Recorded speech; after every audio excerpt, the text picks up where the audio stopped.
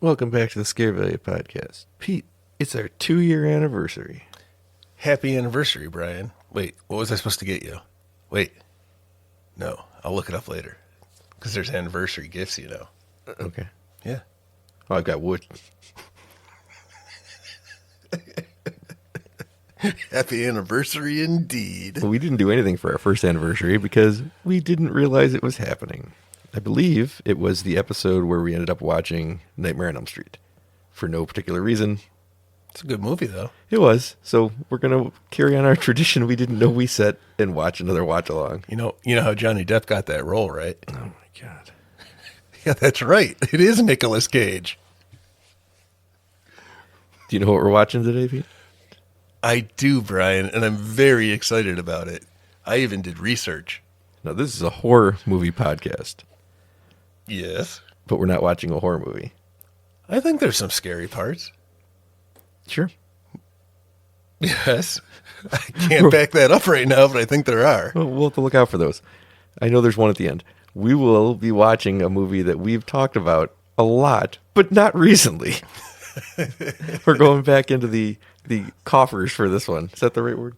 Yeah, the vault. Yeah, we're opening up the vault to year one when we couldn't stop talking about Weird Al Yankovic's UHF. It is a solid movie. I know it wasn't God. well. Oh my gosh, I said it again. It's got to stop. I got to stop saying it. I can't help Get you it. a word-a-day calendar. Yeah, that would be pretty cool. It is a great movie. We'll get into it while we're watching it, but if you want to watch along with us, and why wouldn't you on a horror movie podcast watching? It's our anniversary. Fuck off. Yeah. Like, for sure.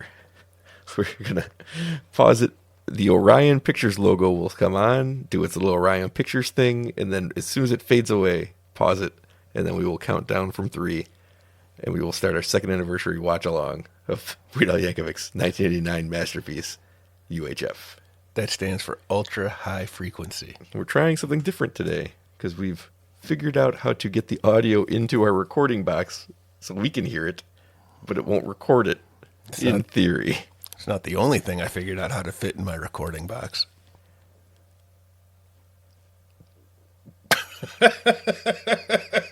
2 years. 2 years of this.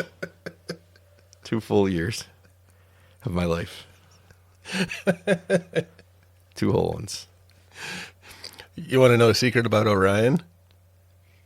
Did you have a belt? Who told? All right, we're going to count down from 3 to 2 years. Now, here we go. We're going to count down 3, 2, 1, play. And now we are watching Weird Al Yankovic's UHF. When did you first see UHF?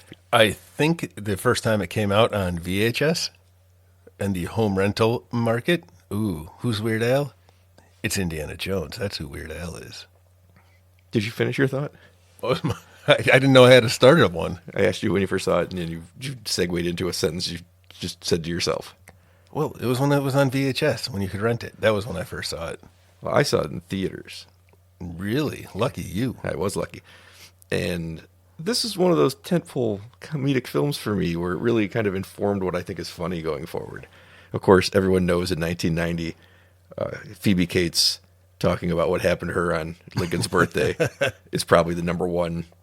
Because I saw that in the theater Gremlins 2. a year after this. But this movie stuck with me as realizing you can just do slapstick comedy in a way that's smart. And you can do these non sequitur jokes that are hilarious.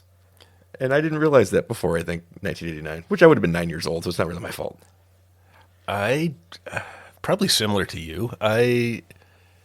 This is just the kind of humor that's always appealed to me. That man's the arm got falling whipped off. off. That's hilarious.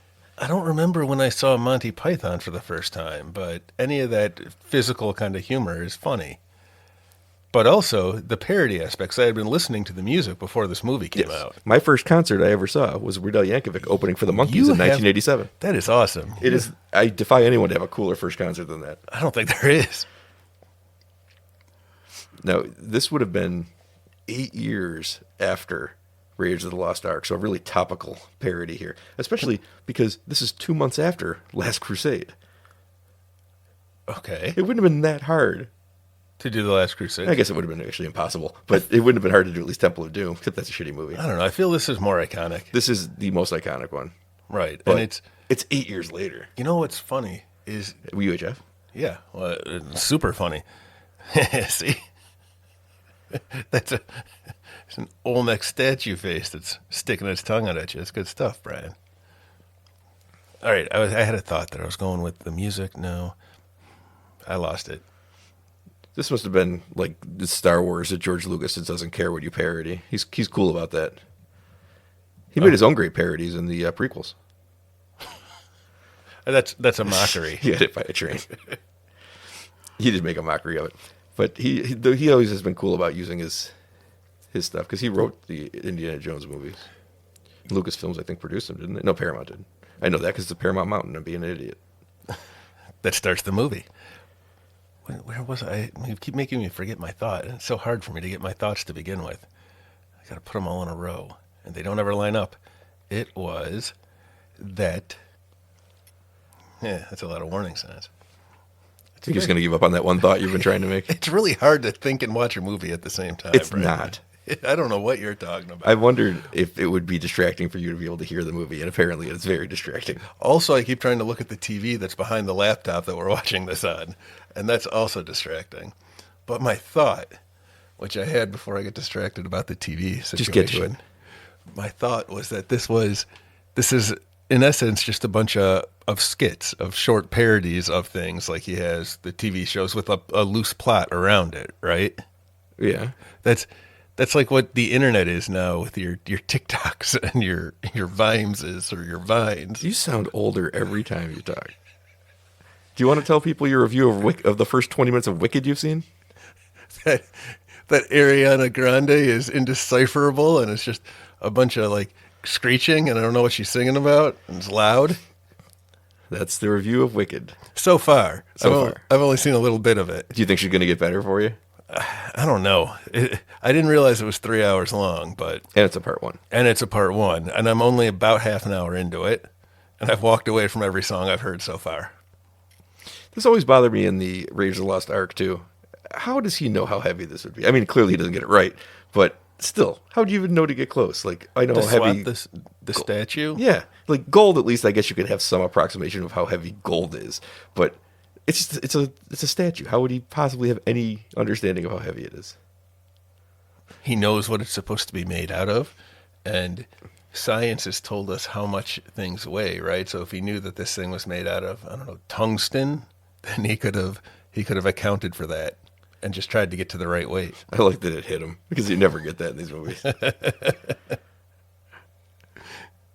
I don't know that I'd seen Raiders of the Lost Ark before I saw this movie. I probably hadn't. Oh, I had. I got the parody.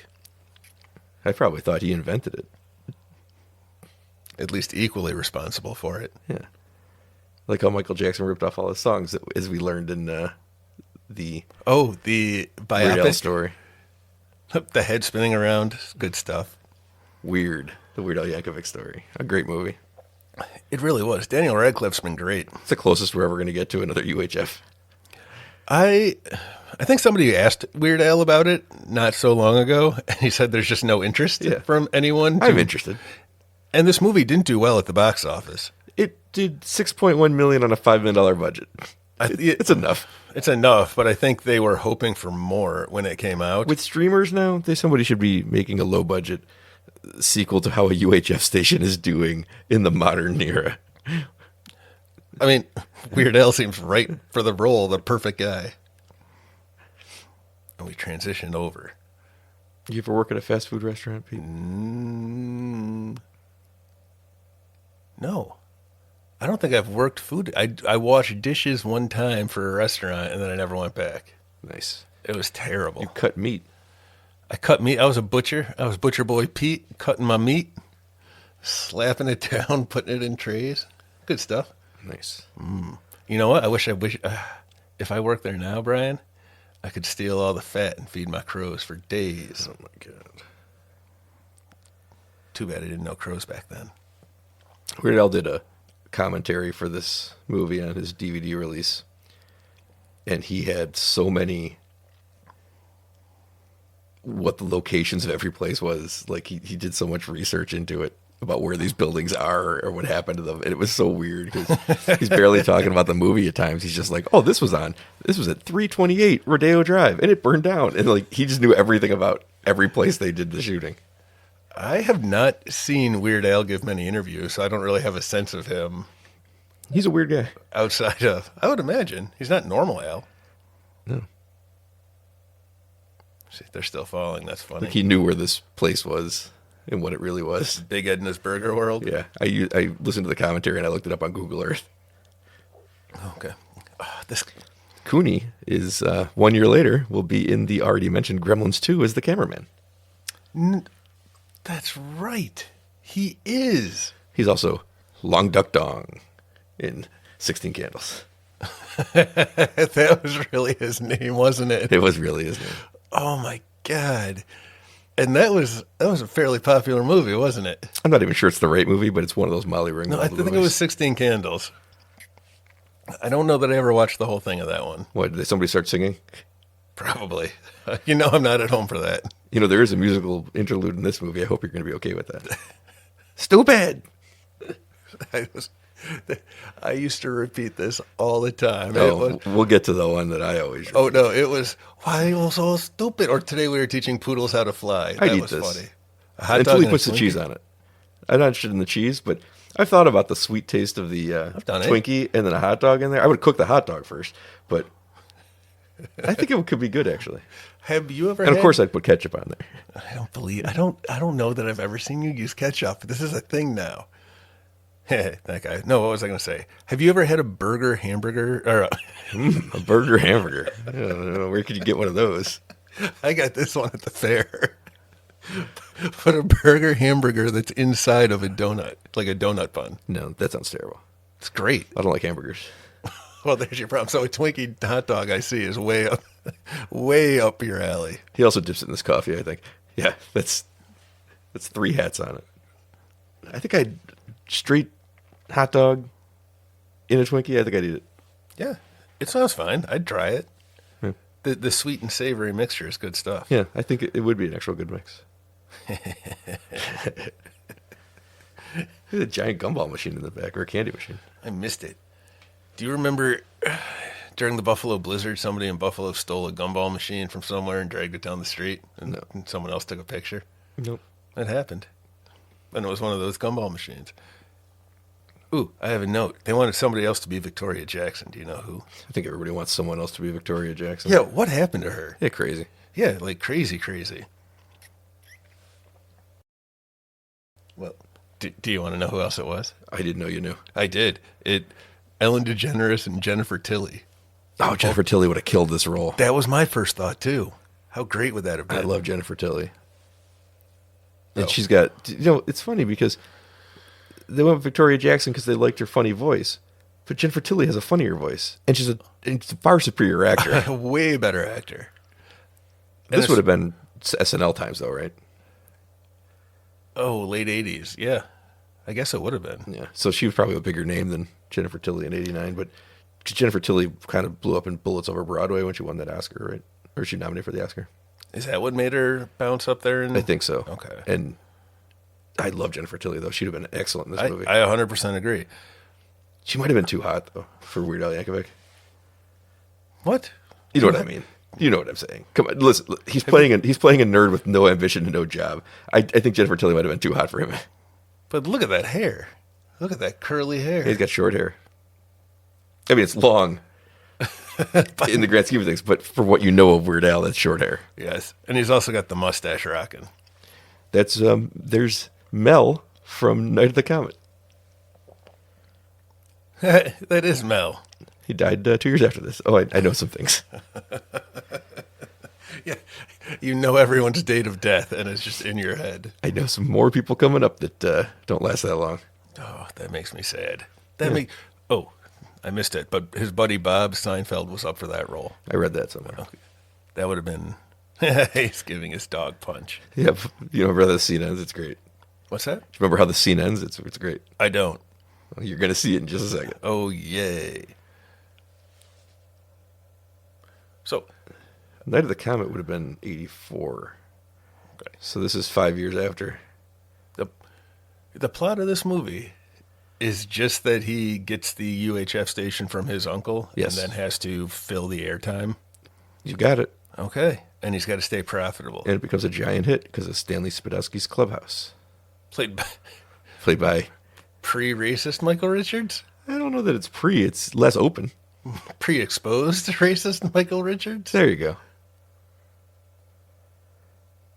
I never saw Mel in anything but these two movies. His name's not Mel either, but he's Mel in Night of the Comet, which is a smaller role than this one, so I don't know why that's what I identify him with.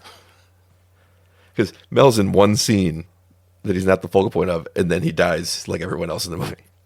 He drops the dog into the punch bowl. It's great, unharmful humor. That's true. This is a pure form of humor. Like He's not punching down at anybody. No, the 90s turned into the shock kind of humor stuff. It's just not fun. This is good stuff, though. This is going to sound like a weird comparison because this movie is very slapstick and it's very sketch-like. But and he does get down about the job, but there's an optimism and a joy in the tone of the film that is very reminiscent to me of Ed Wood.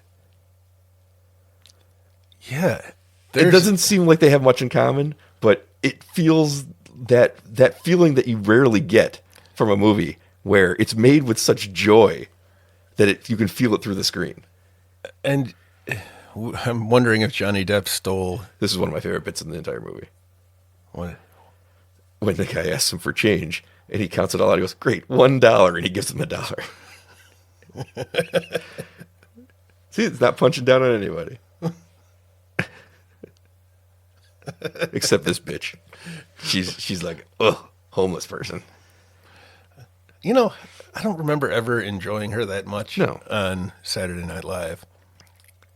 Ah, Mr. Ed, it's a great one. I used to watch that all the time. Yeah, so it just reminds me of Ed Wood in a weird way. It's Totally. Both, I get it because both Weird Al and Johnny Depp are so just enthusiastic about everything. And at no point do they seem... Well, he does actually in this movie reach low points where he doesn't know what to do and he's very distressed about it and depressed. It doesn't last long because Stanley Spadowski takes off. But the thing that makes Ed Wood work so wonderfully to me is how he goes from disaster to disaster with no loss of enthusiasm. I've never seen it done like that in a movie, and it really creates an atmosphere that this movie kind of has. So I guess I have seen it kind of before, 3 years earlier, in UHF, a masterpiece. This guy, you might know, you wouldn't, because I don't watch it either, and neither would I, because I don't watch it. I've seen him before, maybe in this movie. He is Luke, of famous Luke and Laura of General Hospital. I know him from this movie. Yeah, me too. But he took this role, I think, because it was so weird. For him, because he's just doing soap operas? But he's the most famous soap opera actor of the time. Is there soap operas still a thing at I'm all? sure there's somewhere. That'd be weird. Wouldn't you think that'd be cheap, easy stuff for streamers to do that people would watch all day? I think there is some version of that. You'd think so. But I meant for kids, because Fred is watching something that she tells me about where there's people who are dating each other, but then they're breaking up or they're saying things about each other behind each other's backs, and it somehow sounds very soap opera-y. What kind of car is that?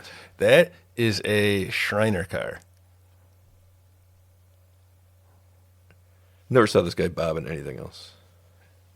Is his name Bob? It is Bob. Yeah, I never saw him in anything else. I don't know. He seems like he was in a bunch of other things, though. Does he, or does Yes. it seem like you've seen this a lot of times? It's just this is the same conversation we just had. Yeah, I realize that, but I think No. I think it is. We've seen this lady in things before. That's the nanny, Fran Drescher. Yeah, this is Spinal Tap.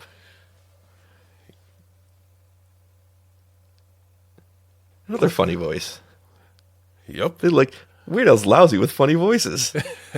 That's three. Where's Bobcat? It seems like Bob should be Bobcat. Bobcat. Well, he should. He's even named. The Bob. name is there, and the hair is right. Everything about him is right except the voice. That's no Look good. crazier, and he's got a voice too. I think I've cracked what Weird Al thinks is funny. He's not wrong. His instincts are solid. Yeah, and if you've never seen the Roku movie Weird, the Weird Al Yankovic story, 100% go watch it. Daniel Radcliffe is fucking hilarious as Weird Al Yankovic, and then Evan Rachel Wood steals every scene as Madonna. It's tremendous. The movie itself is hilarious. It's very UHF-y. It's great. It's so much fun. A lot of cameos from people you know, and just super funny how seriously it takes some of the stupidest things. Somebody, I don't remember who it was, and I can't remember if it was my nephew, which is explainable, or possibly my brother, where it's not, where he asked me, he's like, it wasn't all real though, right? When Weird Al died at the Grammys in 1986. To his credit, like he's like, yeah, it wasn't real, but I think the implication was that he did think it was real for a while. And I don't know at what point he decided this can't be real. It's one of the funniest movies in years, I think. And it was out of nowhere. It didn't come out with any kind of big. It was just a it's on streaming Roku. thing. Yeah, good stuff though. You're right. Maybe that'll be our 3rd year anniversary. Just keep it going with Weird Al. He wasn't in any other movies. Nope, those would be the 2.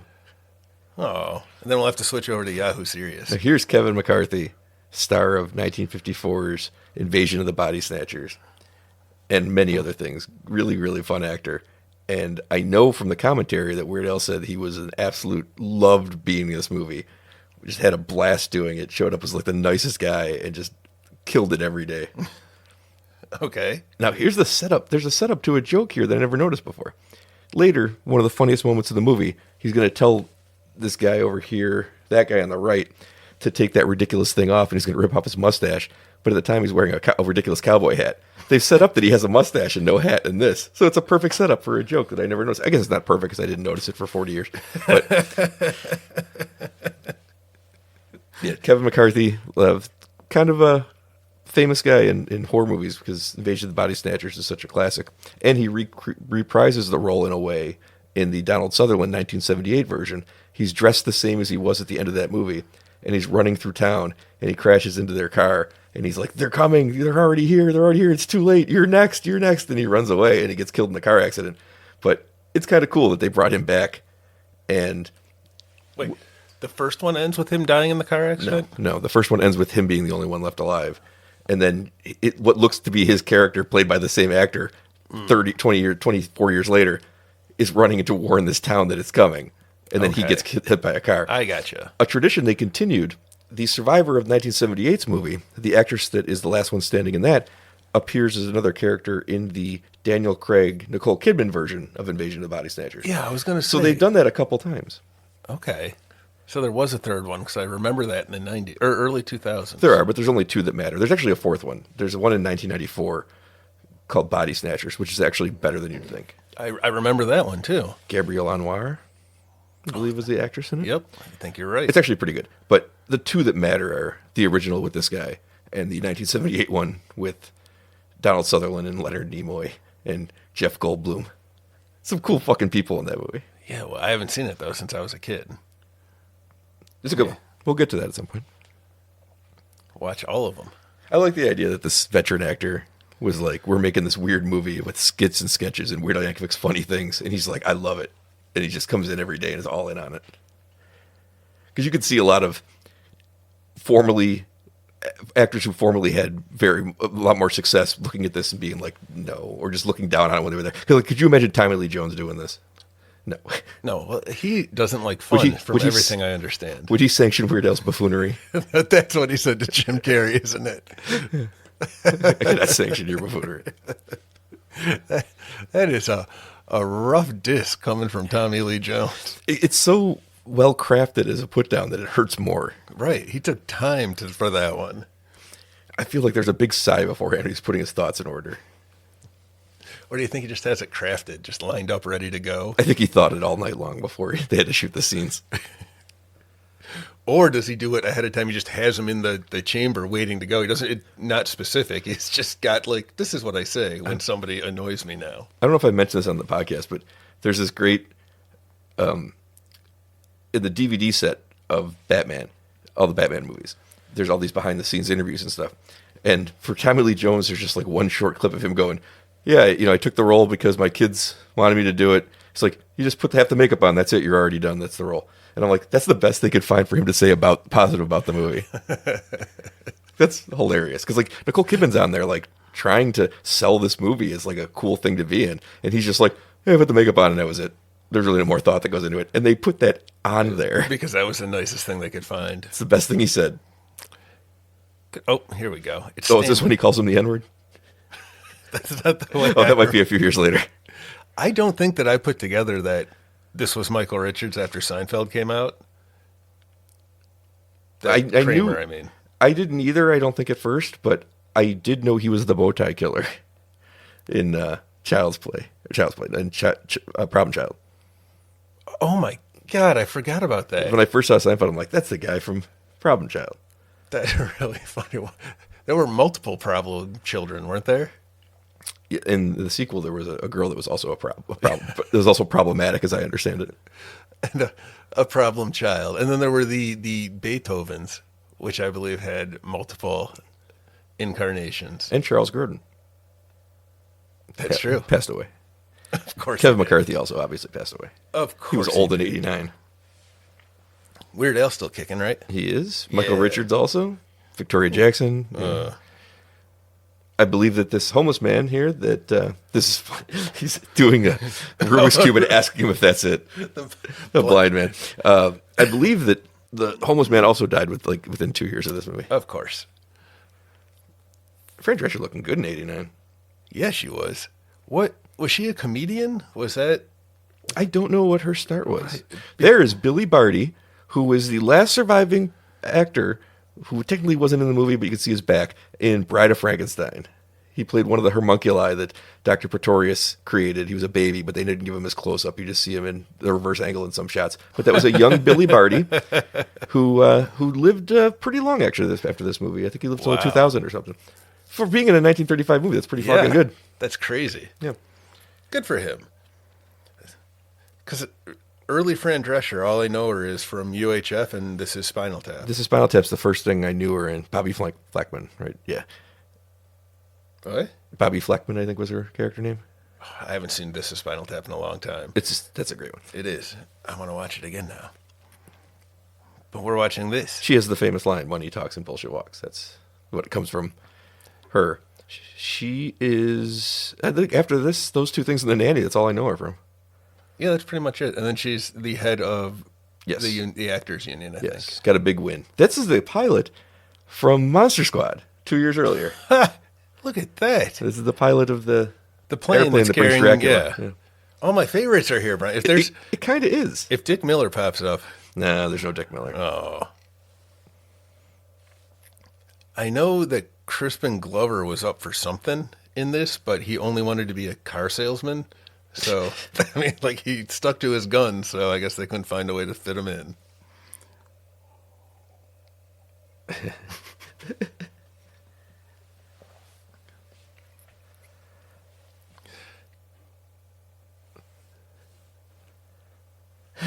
He's great. I don't care. He's funny. Broads don't belong in broadcasting. There's Emo Phillips. So now it's just, he's got, it's all of the skits that are all of his shows. Yep. Yep, that was it. This is what me and my friends did, and then we shouted out, "Why so stupid?" That cameraman is the antagonist from the Fat video, which is why he's got such a familiar face. If you've seen Weird Al Yankovic's I Fat, have seen Weird Al Yankovic's Fat, and that is him. It is. I've seen it recently because Fred and Sam are huge fans of Weird Al. They should be. With all his old stuff, so I watched Fat quite a bit. In fact, I think they firmly might believe that Michael Jackson has ripped off Weird Al. I'm not going to say who did it better, but There are some songs I listen to more frequently. yeah. His Eat It is tremendous. I mean, there's no way around it. It's great. He commits to this. He still does. This is a very noticeable face for the cameraman there who has passed away. I remember this grossed me out when I was a kid. Just the squirting blood from the stump of a thumb. All for the one punchline. Boy, is my face red.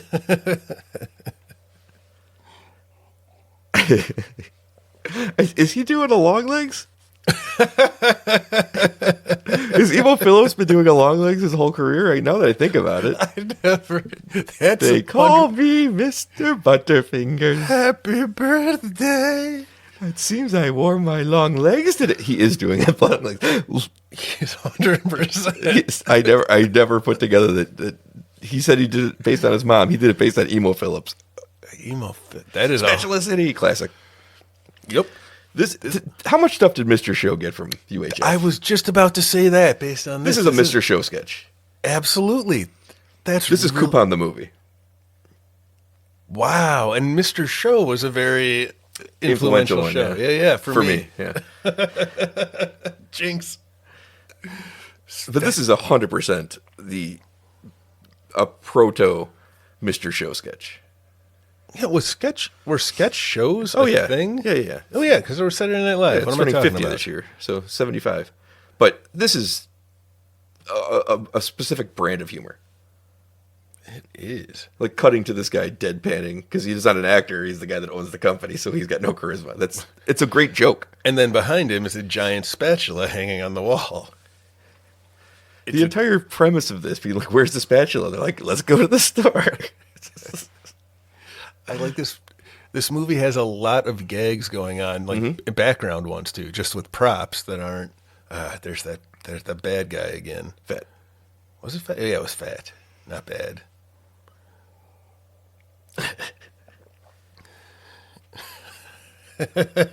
Where did they get these children? They don't want to be there. They're not paying them. So why are they there? This is daycare? I think it is. Well, I feel like in the 80s, you just wandered around as a child. That's true. Just until you find something to do till you have to go home. So you would end up in these kinds of things. He took that for real. Yeah, that's not fake. That's gross. Whenever I see this scene, I think of another movie that came out, I think the same year, maybe a year earlier, in Scrooged, when he's playing the dog. They're the exact same concept, debasing yourself for the TV network. Oh, yeah, I just watched Scrooge. Well, most of Scrooge at Christmas last year. Did you know Bill Murray took 4 years off from acting before that movie? I didn't realize that. He did Ghostbusters. It was so big, and he's just like, I need a break. He didn't want to deal with it. And then that was Scrooge was his comeback. That's 4 years at his peak. I never thought about that, but you're right. There was that big gap. Yeah. And I saw... No, I didn't see Ghostbusters in the theater. I saw it at the drive-in. Nice. Yeah. You have a much better track record with movies than I do. Although I did see Tombstone in the theater. And I've never seen it. Never seen Tombstone? We've been over this. I don't think we have. Wow. We did. I did a whole impression for you of the lines I know. And we argued over the best line in that movie coming after one of the worst lines you could write because it doesn't make any sense. I do. Remember that? Yeah, I remember. I do. That's badass. That's Doc Holliday. It's great. It is great, but it follows a line that makes no sense. What was the line? Hell, Doc, I got lots of friends. Which, again, I'm asking, is his point saying I wouldn't help any of them? It doesn't make any fundamental sense. It's just there to set up the tense of him saying I do. No. Yes, I'm right. He's saying he wouldn't because he's a bad guy. He was one of them red bandage guys or bandanas. You know who also would have been better than... This is also kind of a famous little moment here. You know who also would have been better than Victoria Jackson? The secretary from the police station in Twin Peaks, who also has a funny voice and is a very similar kind of actress, except she's awesome. Yeah. How he gets his face to be like that's crazy. Oh, yeah, the guy... What is he from? He was a big guy in He's the from 80s. this. No, but he has other places, too. I don't know that he does. I feel like he was in a commercial. You know what? He was Is it a commercial where he has a gun and he says, guns don't kill people, I do? No. I think that this is more influential than you think it was. This is low-key creeped into my core personality. Is that a horror moment for you? It might be. Plots are us with bodies sticking out of the ground. Salad bar. The jokes that land change over time for me. Like that having a salad bar is now funny. When I was a kid, those people sticking to the ground would have been the joke. Yeah, you're right. That's a fair point. Yeah. I didn't. Well, it's like they say when you're a kid, you love Home Alone because you love all the madcap fun. But when you're an adult, you realize that the scene he has with the old man in the church is like the best scene in the movie. But you would never. And like when you're a kid, you hate it. When you're an adult, you're like, "Fuck, that's great." I think, ooh, music video time. I remember I liked this music video. And it's a good one. I liked the, what is it, Dire Straits? Yep. I like them only because of Weird Al. Nice. Well, Mark Knopfler, I think, is in this with him. I think he wanted to be in it with him. Does Knopfler Or he do plays it? with it, at least. Plays in it. Okay. I feel like Mark Knopfler does like a lot of other music stuff. Yeah, I think so. Like a producer. But he was a or big some Weird Al such. fan, so he was Okay, real excited cool. to have him do this. And I think he plays on the track with him. I believe it. And Weird Al, it's like an honor, right? When he would ask for your... Most people love it. Some Yeah. people don't. Who was it? Somebody famously didn't like... Oh, it was Coolio. It was Coolio. Got it in the toilet. It was Coolio. But you got every time. You got to say it every time.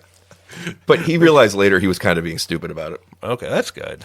The other person who rejected him was Michael Jackson. Let him do anything, but there was one he asked him not to do. Oh, it was black or white? Yeah, and he was like, I totally respected it. It was perfectly fine. Plus, he gave me all the other things. I'd have a career because he let me rip those things off. So, like, most people are pretty cool with it. I think Kurt Cobain loved it. Yeah, I was going to say, I think there might have been a No, Kurt Cobain was right on board with it. Yeah, immediately. Yeah, it's like when Johnny Cash covers your songs. Yep. It's just as great. It's Weird Al. Trent Reznor, if you ever heard him talk about it, he's interesting on that. Where he's like, they asked, I said, yeah, of course. Sounds great. To a Johnny Cash Yeah, covering? it's like, go ahead. I thought Weird Al covered something. No, go ahead and cover it. It's great. And then he got the audio, and he's like, yeah, listen to it. And it was weird, and I didn't really even finish it because I was like, it's weird hearing my lyrics come out of that voice. He's like, then I got the video, and I cried because I was like, it's not my song anymore. And he's like, even I believe to the day when he plays it on tour, if he plays it at a concert, he plays the Johnny Cash slowed down a piano version. He's like, that's what people want. It's so good. It is. I was going to go somewhere else with that, but the music is on. Hills, that is. Good old Weird Al. Yeah. No worries. Cool video for the 80s. They recreated it really good. I'm nodding my head. The neon and The best that CGI is in 1989, which is actually really good. Yeah. Now that I'm thinking back to it, I'm thinking back to Monster Squad in 87, and the twirling portal was about what they had going for them. Do you want to tell me anything else about that portal? You know what other movie that portal was in? Evil Dead 2, same year. There's Michael Richards. He's about to say something horrible to him. I also know that his name is George Newman, based off of the Mad magazine, Alfred E. Newman. He looks kind of like him in this movie, too. A little bit. Hello, And there's Bobcat. Bobcat. Bobcatting out. I can't believe Bobcat Goldthwait's not in this role. Me neither. He must have turned it down. Oh, the clown guy. He was doing Scrooge the next year. The clown guy, whoever, Philo, or whatever the clown in the Uncle Nutty's Nut I House. think Philo's the scientist. Is it? Yeah. Well, Philo then, because I thought he was the clown. Philo, Joel Hodgson was offered that role. That's the scientist. Yeah, okay, well that Because was... it's a very Joel Hodgson role. Yep, but he was busy getting MSK going at the time. Or MST. It's Yeah. MSK. Is MSK a thing? It is a wrestling tag team from NXT from a few years ago. That's about it. MSG is a thing. Look at this dress she's wearing. It's not even supposed to be a joke, but it's ridiculous. I hate everything about you, Victoria Jackson. I really do too. That is the one thing about this movie that I feel doesn't hold up. It is the problem, is that I don't want them to get together. I enjoy everything about the work. Get with Fran Drescher. Get with Billy Barty. Come on. You got Bob right there. You already live together. Yeah, but he's not Bobcat. Yeah, you're not Bobcat. Get with Cooney. You're a lesser Bob. Cooney. You got good chemistry with Cooney. He's got no chemistry with Victoria Jackson either. I'm not saying that's her fault. I don't think Friedel's an actor. So, Well, I am saying it's her fault, and I I'm am going on too. record. I am too. All right, I'm glad we agree. I saw Weird Al with Rachel Evan-Wood. I see how. yes. That I think worked. Daniel Radcliffe's a slightly better actor, though. He's so good in that movie. I've seen him in some of the Harry Potters. I've had to sit through some of them in my life. But he's way better in the Weird Al movie. Oh, yeah. It's like way better. You never watched Guns Akimbo, did you? No. That's a fun one. And it's got Samara Weaving. I do like Samara Weaving. Yep. But I've liked him. Everything he's done since Harry Potter has been, he's got, was it Swiss Army Man? Swiss Army Man. That was made by the people that made Everything Everywhere All at Once. Okay, I haven't The seen Daniels. it yet, but I want to. And then what was it like the? That's your first example. Your go-to is a movie you haven't seen, where I don't think he does anything but fart. That's great. I had another one, but you know what? It suffers from the same problem as I've never seen that one either. Yeah, I'm saying he's not a great actor, but he's a good Weird Al. So in this movie, he's just being Weird Al, so it works. It's just that when he has to do stuff like this, it's like there's nothing here. Oh, you know what? He was in that show with Steve Buscemi it was on like TBS or something. Oh, yeah, that's right. Like, no offense to Weird Al, but he's one of those people who I think should just be an asexual character. I don't want to see him in a romantic relationship. In this movie or just in general? Like, Yes. Weird Al is a human being. Like, Yes. Isn't it? Have you ever heard about him with somebody? Isn't it better to just be like, yeah, it's probably better off this way. He can do whatever he wants. Just keep it out of the news. Keep it out of my headlines. that's an interesting thing you're bringing up here. Because you're looking at it now going, I think you're right. No, I don't know that I am. Maybe you are. You are, but I don't know why, and I'm not comfortable with it. That's what I'm going to land on. I don't. There's just some people that, you know. What, because he's a pure childhood icon that we have to. It's like Pee Wee Herman. You want to hear about Paul Rubens' Pee Wee Herman? No. That's all I want to hear about. In that movie theater? Passed away. Oh. That's what I mean. It breaks the fourth wall. And I don't like it. I don't know. Pee Wee has a wiener. I don't need to know that. I don't know, because I think he had an okay post-career in the 90s. Didn't he? Like, he started to make a comeback later with Buffy the Vampire Slayer. And that's his comeback? And that was his comeback. The box office bomb that was that. But he was great in it. Got a great cast. David Arquette.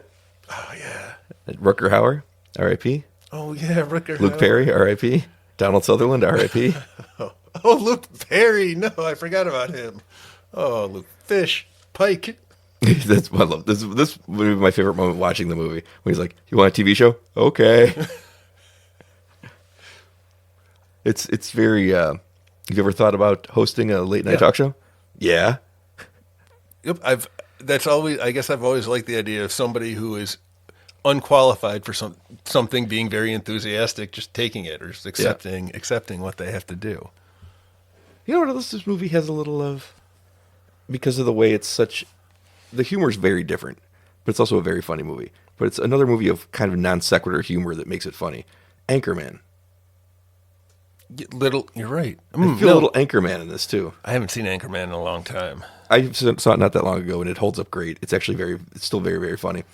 And it feels a little, the madcap is kind of like this one, where it doesn't really matter if the next thing makes sense. It's what's the funniest thing is next. Yeah. And I feel that the internet is that these days. Sure, I don't really go on the internet. Oh, I do because of my kids. That's what I think of when I think of this now. Is I watch them watch YouTube stuff, and it's just a mashup of the internet I see is not the internet you see. I don't think.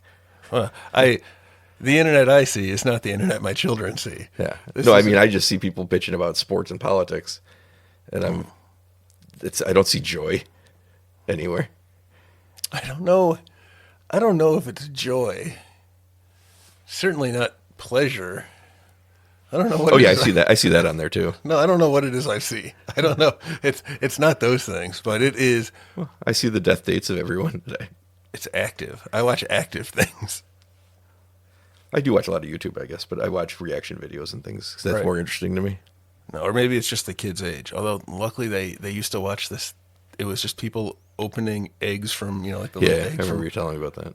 They would watch this for hours, just hours, Brian. I guess a better parent would have turned off the YouTube. Who knows? My parents just let me in front of the TV. Stanley and his mop. See, this scene right here in the bar is like straight out of Anchorman. Oh, the crowd reaction to a TV show. Something ridiculous. It's to Ron Burgundy and that, but this is exactly what that is. And I feel like a lot of movies lifted a little bit from this movie, this misunderstood masterpiece. Yeah, this is very much in the... Because Airplane was the 70s. Mm-hmm. When Naked Gun was 90, right? It was the 90s. 90. Yeah, Police Squad was the 80s. Yeah, but the Leslie Nielsen one was That is, later. Leslie Nielsen was in Police Squad. It was a TV show that got Right, canceled and they made it. all right, into I guess movies. the movie, the first movie, whatever, from the files. I want to of- say 88, 87, somewhere in there. All right, maybe you're right. Oh, you probably are. Good old Fran Drescher is back in the wood panels that existed everywhere in the 80s. Yeah, they have a fence. Inside. I love it. I love his jacket. I love his hat. I love his car. Love the fence. I do like that jacket. If I put on suit coats, it would be that. I'm not a bow tie guy, though. I'm not any kind of tie guy. He just loves the mop, though. Uh-oh. He can't do the show if he's not going to get to do janitor work That's right. anymore. I remember being so upset when they took his mop away. Did you really? It's I so don't know. funny how little it takes to have an attachment to something. Well, I didn't know Michael Richards was Michael Richards yet, so I was really feeling bad for him. I thought he was a mentally handicapped man who was given a TV show. You know, that's kind of what I thought it was, too. Yeah. And we're not wrong. No, he's got the child brain at least. But he's good at it. And he's really good physical comedy in this, too. I forgot about the child brain that was so prevalent in the 80s. Yep. Look, this is one take. They get 4 of these in a row. The grapes in the mouth? I wonder how many tries they had to do to get 4 of them. There's no cut. This has the... They cut there because they got one take of him getting the 4 before they switched. It would have been pretty badass if he pulled this thing out and not switched it. But that's still impressive to get 4. I think Weird Al and that guy, who's not Bobcat Goldthwait, were friends anyway.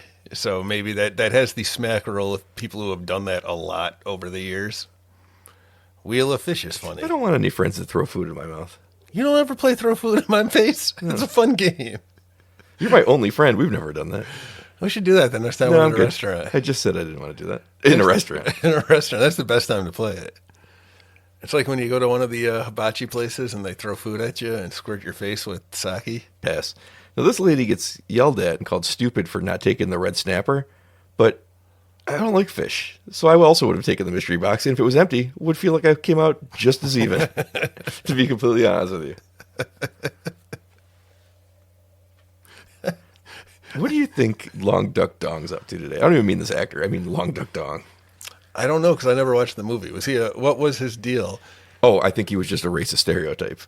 Okay, that's all he had? I think so. I think they don't give him a very strong role in the movie. Is that the one where John Cryer is Ducky? I believe it is. I know there's one where that's true.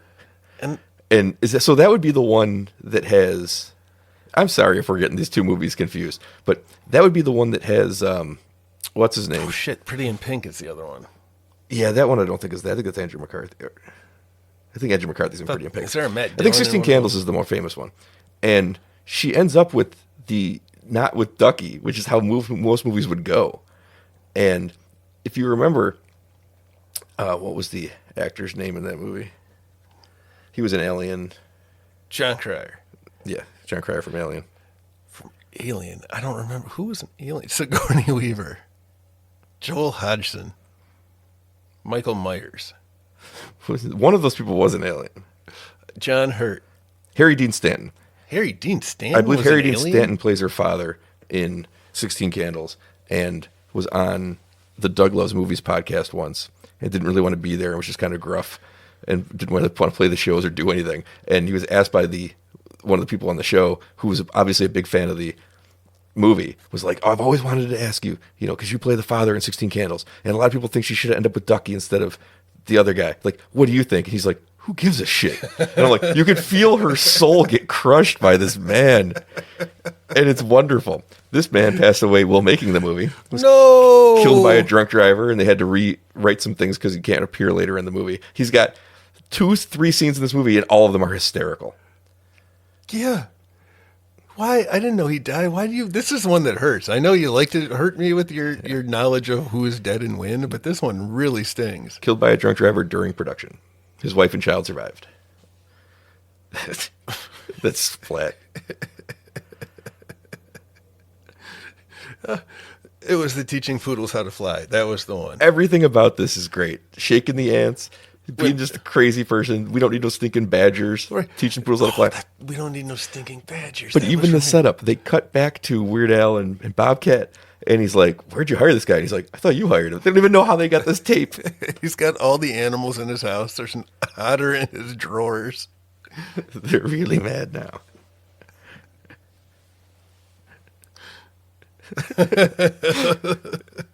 The whole bit is great. Oh, I remember this was maybe the most memorable part of the movie. I'm glad that I stick to the memorable parts. I like to go for the hits. No, I mean this is what I remember most me from too. watching it the first time. Because I couldn't tell if it was funny Oh, I thought it was when funny. I was 9. Okay. I was like, "What the hell?" And then I started to realize, like, but he's funny about it. That's when I started to realize that could be funny. All right. That's what I mean. This was a very this movie made a big impression on me. Oh, yeah. When they cut to the shot of the dog right here, Yeah. I'm like, "This is horrible." And the but pile. But he's so funny, so I couldn't figure out what I'm supposed to do with it. I get that. I get that 100%. I'm trying to think now why, because as a kid, anytime there was an animal that got hurt, I would cry. Mm-hmm. I would cry about everything. Weirdly, not at Old Yeller. I remember my mother telling me that I'd be really upset at Old Yeller, and it made everyone cry, and I didn't. I didn't. It had rabies, Brian. Anybody who doesn't know Old Yeller, the kid has to go shoot his dog to teach him a lesson about strength or something. Well, it's Cujo. It's like a pre-Cujo. So the dog had to go. Right, of course, because you get a Cujo if you don't. Nobody wants a Cujo. Yeah, there's that guy again. I never saw this guy in anything, either the guy that plays his son, but he's a perfect smarmy 80s guy. I'm sure he did some stuff because he's really good in this.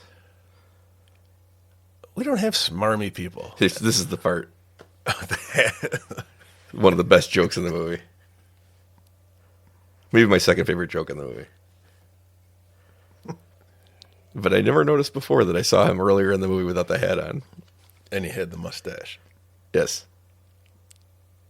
It makes this joke 10 times better, to be honest, that they put the care in to do that. I bet you there's a lot more in here, too. Probably. Did you watch this before we watched this? Or did you watch this before we watched this, Brian? Wait, here it is. Look how sad he looks when he looks down. And it's like, it's perfect. It's a perfect joke. Yeah, I watched it last night, Pete. I do preparation for this. You took notes. I did. I didn't take any notes, but I did. It was mostly about people who could have been in this movie. I wanted to remember the order of some things, but I remembered all of it. That's the funniest part. And I hadn't seen it in a few years, but I remembered all of it. I also looked up if Nicolas Cage had a connection with Weird Al Yankovic. Because I was curious, have they ever been in a movie together or a music video? And I guess somebody had asked if Nicolas Cage was in one of the Weird Al videos. The answer was no. Yeah, I don't know could what have told video you it that. was. But apparently there's some kind of... Well, there is a connection. They both know Emo Phillips, long legs. I just can't believe how much of a dead-on impression he's doing. It's absolutely long legs. It's Emo Phillips. I like this. I think it's weird, but it's very clearly what it is. This kid looks like Mike TV. Who? Remember Mike TV from Willy Wonka and the Chocolate Factory? Oh, yeah, he does. Looks like the same kid. Except it couldn't be because that kid would be 30 years old at this point. That's not how TV time works, Brian. That's true. It adds 10 years. This guy's so good.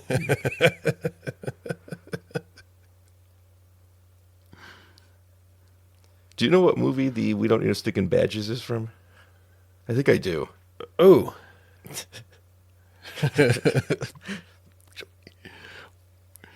The guy's a genius. Oh, I'm so angry. I'm pretty sure it's The Treasure of the Sierra Madre. Yes, that's the one that it is. Which means that they're doing a reference that at that point is 35 years old. References were easier to do back then because there wasn't as many things. Yeah, that's what it was, wasn't it? It was Everybody saw Treasure of the Sierra Madre. I never saw it. No, me neither. But in '89, anybody who was an adult would get that reference. But even I knew that reference. So did I. Just Maybe from not at 9, context. but I know it now. Yep, that's how Victoria Jackson just drags this movie down. Yeah, I agree. They could cut her whole plot out. You know what? They really could. Yeah, I don't need her at all. I'm just thinking back to the scenes that she's No, I mean in the world. To go fuck off to Jeffrey Jones Island.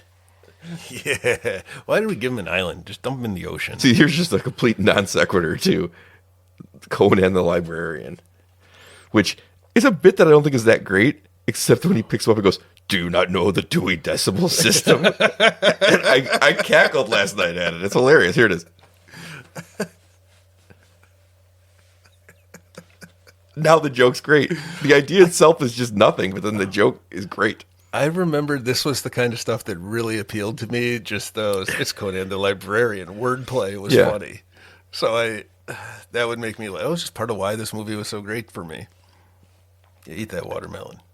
Like, when I was a kid, I wouldn't laugh at the Dewey Decimal System joke, but I think it was the biggest laugh I had last night watching it, because that is hilarious. Listening to him in his Arnold voice do that.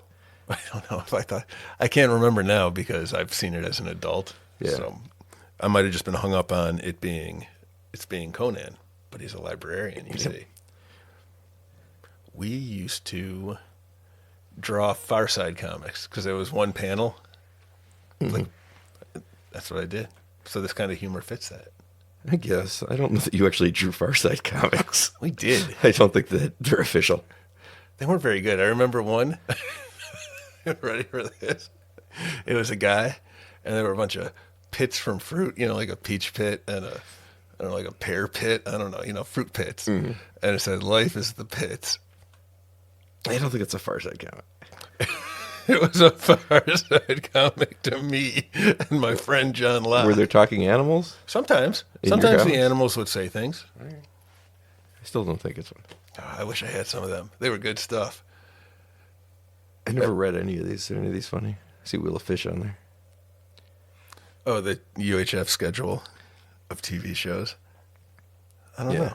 I don't think I read them. It says news. I see it says news. I see The Flying Pope, which is funny because there was a show called The Flying Nun. A show I've never seen, but I know it exists. Which I think is 15 years before this, maybe. It was part maybe of 20 years before this. The Nick at Night lineup. Well, it was, what's her name? Sally Field.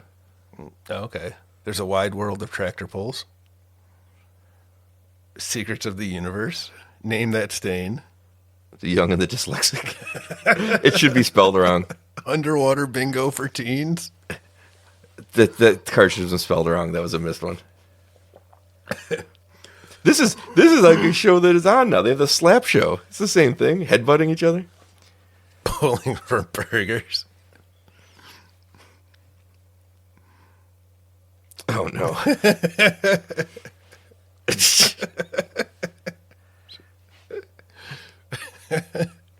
These are all so good.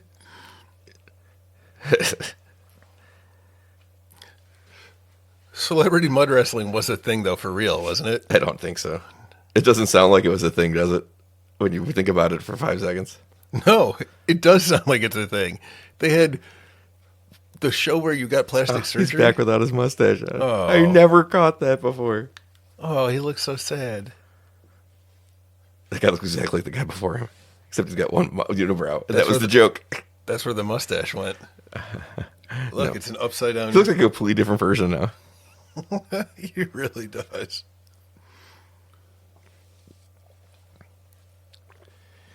Oh, station. People today wouldn't even know what a UHF station is, but back when I was a kid, when you only got those 4 channels, the 5th channel you could get if you pushed up to the top there was UHF station. Yep, and the weird stuff they would play on that. That's right. There's like, still like this. Well, there's still public access, right? I think so, but I don't know where it is. I don't either. I don't have cable, so I don't. I do, and I don't know where it is. There's 500,000 channels on that. I don't know which ones are. With having less channels, you think it's probably on the PBS thing. Yeah, there was never anything good on UHF. That was the point. Was you got NBC, CBS, Fox, and ABC, and there was Fox nothing. was relatively new. Yeah, but it was They still were there. And you never got anything good on UHF. Plus, it never came in as good as the other channels. Nope.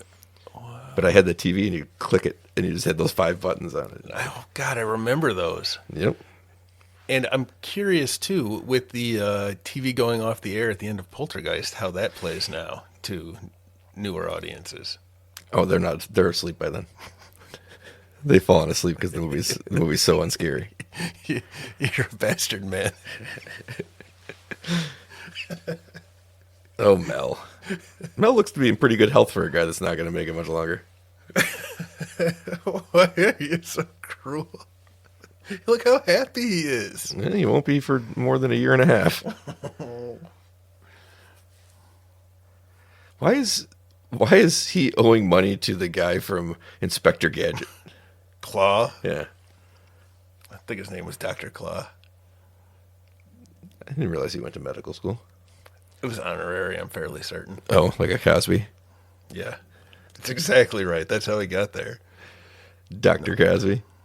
Dr. Huxtable. He's prescribing something for you to drink. Yeah. No.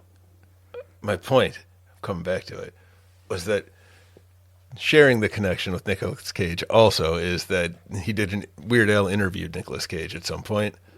Something. I don't believe that's true. I know that Weird Al used to put together videos that were fake interviews, taking real interviews and inserting himself asking questions. Ooh. I'm going to guess that's what that No, was. that's not the way I read it. Well, The way I read it is that there is Weird Al interviewing Nicolas Cage out there. I don't believe that that's true.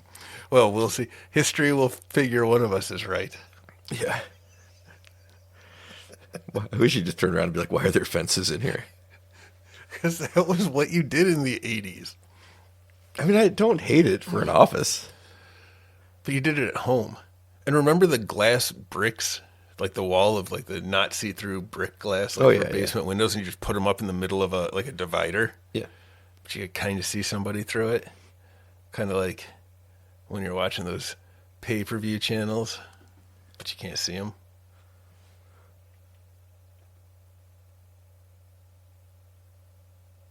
See, this is far more interesting than anything Victoria Jackson's up to. Absolutely. They don't often take away from the George storyline to get to these other little things. But whenever they do, and it's not Victoria Jackson, it's pretty good. It is. It's nice to see the viewpoints of the other people who are not named Victoria Jackson. That's right. That's her name in this movie, too. I don't know what her name is. It's Victoria Jackson. It makes about right. Who else? Somebody else was. Nobody I know. All right, whatever. I did not look up if his wife is still alive. So she's got a chance, a real Schrodinger's cat going on. Until I look it up, she's both alive and dead. Yeah, I guess so. Is that how that works? I never figured it out. What, Schrodinger's cat? I just see you reaching for your phone. No. Are you going to collapse the quantum waveform and create her existence? Pay no attention to the man behind the curtain. Hey, I like what she's wearing. That's a cool outfit. I'll have what she's having. I miss the colors of the 80s. I miss the colors of the wind. You know what? That was a good one, by the way. But I realized Weird Al wears some Hawaiian shirts in this movie. That's true. And I think that this and Monster Squad is the start of my Hawaiian shirt craze. And Elf. Oh, Elf wore Hawaiian, son of a bitch. My childhood was Hawaiian shirts, Brian. All the cool people wore Hawaiian shirts. Yeah, Elf, Weird Al, and the fat kid from Monster Squad. All the cool people. Horace. Horace. My name is a Horace. You know what? It's a great bit in that movie because when the movie's over, you know his name. He gets his arc. I'm gonna make a line of fashion. It's gonna be all Hawaiian shirts, and I'm gonna call it Weird Elf Horace. Peter got some rare good news for you. That actress is still alive. 88 years old. An anniversary miracle. It's pretty cool. That's good news. See, I'm not rooting for them to be dead. Let's end this now while we go on a high streak, because there might be somebody else. I like an upset every now and then. Keeps things interesting. Makes it seem not rigged. Well, I'm going to guess she must have been cast much younger than her husband here because he's been dead since 91. He was 91 when he died? Yes, Pete. He was 89 in this movie. It's a Mrs. Kittner game. He's been dead since 91. Yeah. Before that, he was alive. That's like most people. I wish I'd have prepared a Mrs. Kittner game for this, but I didn't. They're all old and dead, according to you. Did people own TV stations back in the day? This movie made me think that that was something that normal people had. Ted Turner did. And he was a big deal for a while, it seemed like. Yep. Was he the one who made the Football League? No, that was Vince McMahon. No, there was somebody else. I thought it was one of those guys. Nope, I can't think of it. Ted Turner was married to Jane Fonda. She said that of all her ex-husbands, he's the one she likes most.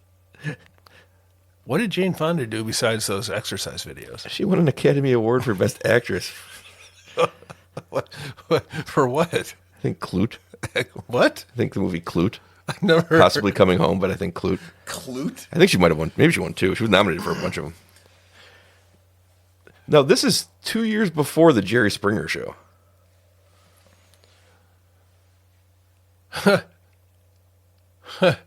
Now, it is parodying, I believe, the Geraldo Rivera show at the time. So I think this might just be pushing it into the absurd, the more absurd. Now that, because I think Geraldo got hit with a chair like that. So I think it's parodying that. But it's very much Jerry Springer. Yeah, it's what it became. R.I.P. What, you'd rather I not say they should rest in peace? Mm. Or do you think I only bring it up to do that? I feel like it's the latter. I don't remember the mailman. I don't remember that scene at all. Right, sorry, I paused there. What a non-important moment in a movie.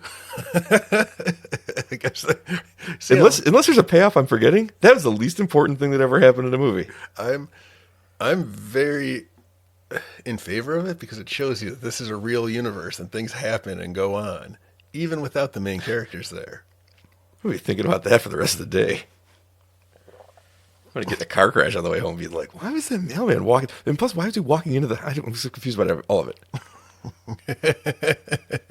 Why did we need that as the opening scene for this? This is a good bit here. What's the bit? He needs $75,000, so he opens up his wallet and starts looking through it. Oh, that's right. I've stolen that for so many. I know it's an old bit, but that's a classic. Oh, the telethon. Telethons are always good. Always good ideas. I like how they're at zero. Nobody working here could donate $1. Check out the Hawaiian shirt, though. Yeah. He should sell that Hawaiian shirt. I wonder if Weird Al has a line of Hawaiian shirts. Did you see the Muppets? The Jason, what's his name from How I Met Your Mother? Jason Segel Muppets. I did. It was the end of that movie when they're doing the telethon. Yes. And they knock it. It goes down there like really far away. It's like, oh, that actually makes me feel better somehow. That's real. That joke is real. When they were so close, and then they were. I was like, oh, that actually makes me feel better. Are you going to tell me that Jack Black wasn't good in that one? It's true. He tries too hard. He's a tryhard. He is not a try. That's Jack Black. Your opinion is Jack Black is not trying too hard. No, that's just his natural way of being. He's not trying. That's just Jack Blackin'. No. Yes. No. You have not watched enough Jack Black. I've watched more than enough Jack Black. I think you, in a weird way, have not watched enough Jack Black. He's like the one episode of Community that's not funny. He managed to come in and ruin Community. It's like how Amy Poehler, until Parks and Rec, would pop up on things, and I'm like, why is she not funny? And she was like the only person not funny on Arrested Development. I liked her on Arrested Development. Really? No, you didn't. I think I did. But then Parks and Rec, she's incredible. So I don't know. They just couldn't find the right character for her for a long time. And she was good on Weekend Update. She got good. What are you trying to say here? I don't know. Did Jack Black has a chance? After 40 years, he might get good, is what you're saying. Maybe tone it down a little. Yes, I have to. That's what makes him Jack Black. It makes him his jackiest. Ugh, boring part. He can jack off for all I care.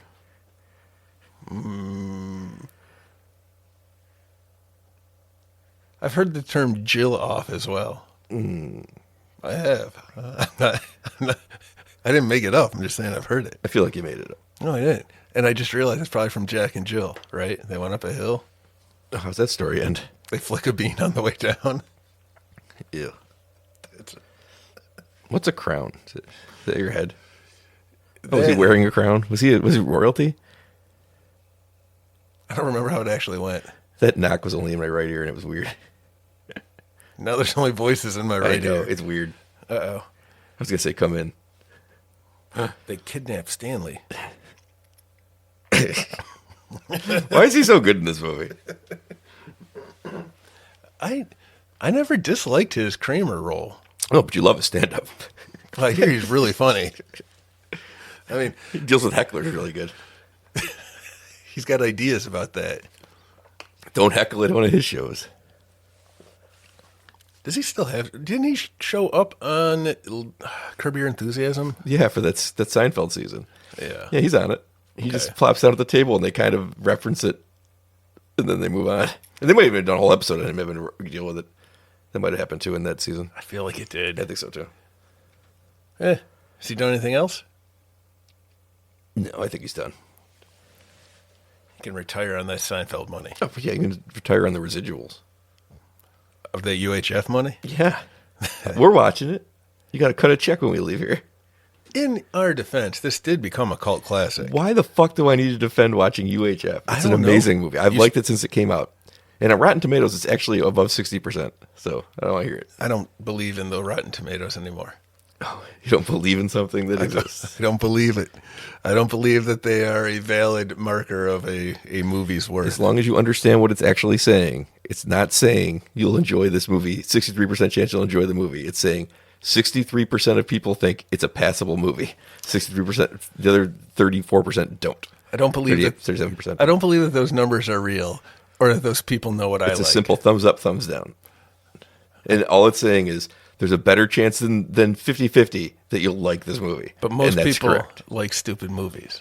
But when you see a movie with 97%, all it's saying is, hey, there's a good chance you'll like this movie. It's not saying anything else because you can give it 3 stars and it's still getting up. But I don't think that those numbers came from anywhere. I think robots did all the clicking, or these AIs I've been hearing about. So I don't think it's real people anymore. Yeah, he's yodeling. You know who else is a good yodeler? I'm trying to make a Yoda joke and I can't do it. I'm trying to be like, No, it was Jewel, but oh, this was funny to me too. well, Gandhi would have been what 4 years earlier, Best Picture. Maybe it was 82. It was 7 years earlier. So they're still referencing early 80s. So I feel like the script's been around for a while. I wonder, yeah. Or again, not that much happened. It's between true. The early And Gandhi 80s. in the 80s was a pretty big thing. Yeah, it was we were shown that in the 90s in school, weren't we? Yeah. I remember I had to watch it. Don't you wish they could have gotten like Ben Kingston to just do this role? What else was he doing? That's what I mean. I mean, this is 3 years before Schindler's List. He's got some time. He was in Schindler's List? Yeah. He I played thought that Itzhak was- Stern.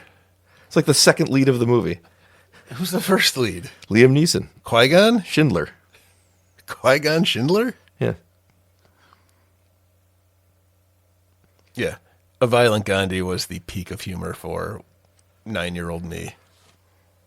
Now, when I was younger, just a few years ago, I didn't like that. I was still younger then. Yeah. I didn't like that he It gives holds them up. anything because it seemed against character. And then I thought about it. He gives him the lowest coin he has in his pocket, and I was like, no, it's perfect for the character.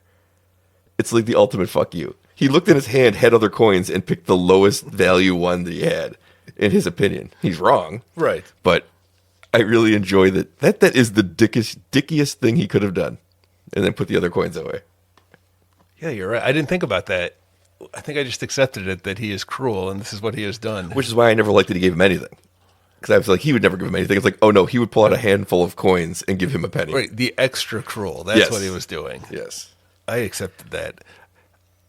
It was the Fox and the Hound that broke me, and it jaded me on all things. I always expected Victoria the worst. Jackson's here to ruin this part of the movie too. I'm sorry, go ahead. I forgot. I want to keep my plots separate. I was busy trying to ignore Fox and the Victoria Hound. Jackson. Oh, it broke me of ever thinking that people had goodness in them again. Yeah, that movie's devastating.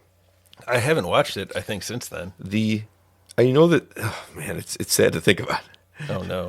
No, I'm just getting sad thinking about how Oh, the movie. the moral of that movie is they couldn't be friends. Yeah. That's fucked up. The world sucks, the end. So when people are extra cruel, I'm like, yeah, the world sucks. I know. You know who voices a young fox in that movie? Carrie Elwes. Kurt Russell. I did know that. I don't know why I said Carrie Elwes. Did you know that Walt Disney, his last words were Kurt Russell? Really? Yes. I didn't know that. Kurt Russell was working for Disney at the time. So nobody knows for sure why he said that. Or maybe he had written it down, whatever it was. That was his last thoughts. And it might have been just like, oh, he's probably trying to recommend him for a project they were doing or something because he was under contract with Disney. But it's still funny. That's weird. It's still funny. Interesting. I'm going to steal that tidbit of knowledge and I'm going to pass it off as my own. Give it to Kurt Russell. Is Kurt Russell still decent? Like, has he done bad things that I need to cancel him for? Not that I know of. Yeah, because I kind of like Kurt Russell. You know, hanging out, Kurt Russelling it up. He put a tumor in Chris Pratt's mother's head. That's what I know. He did. I guess that's kind of bad. Yeah, but they had a good game of catch first. They did. I don't think I never laughed as hard at Kramer in the entire run of Seinfeld as I do at him in this movie. I think he's perfect in this movie. He is. Who is that guy again? Oh, he's the airplane driver, pilot. The airplane driver. The airplane driver. My mom. I love it. He busts out of this chair in a second. Well, he gets his superpowers back.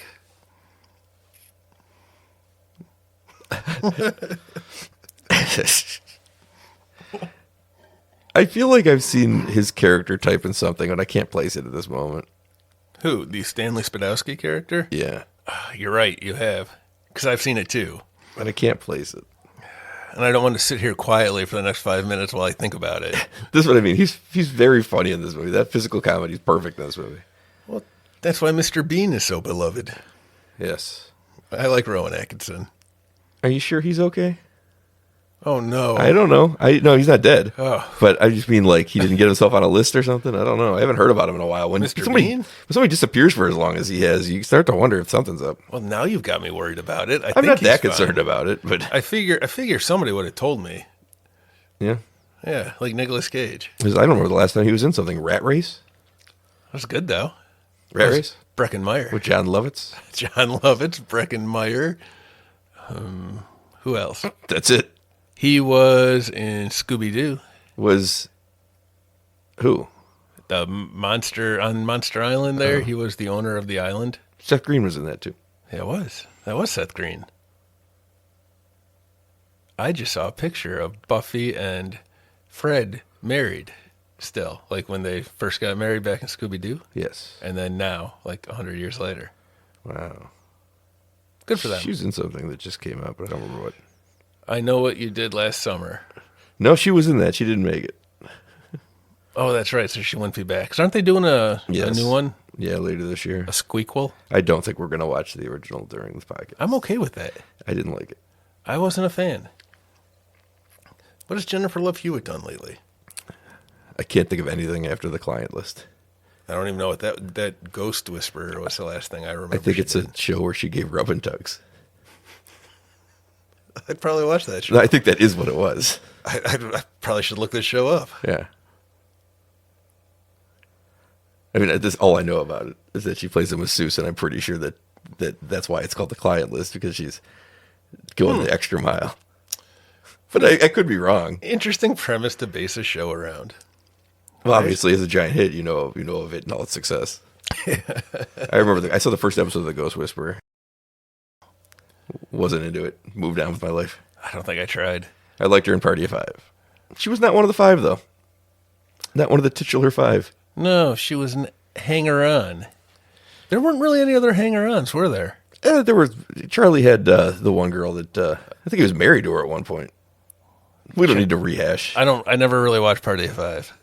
We don't need to rehash Party of Five. Did you know With Charlie and Bailey and Claudia and Nev Campbell's character, whose name I don't know, and then a baby. Sidney Prescott. And a baby. This is Who had the hilarious. This is baby? what all 80s action movies were.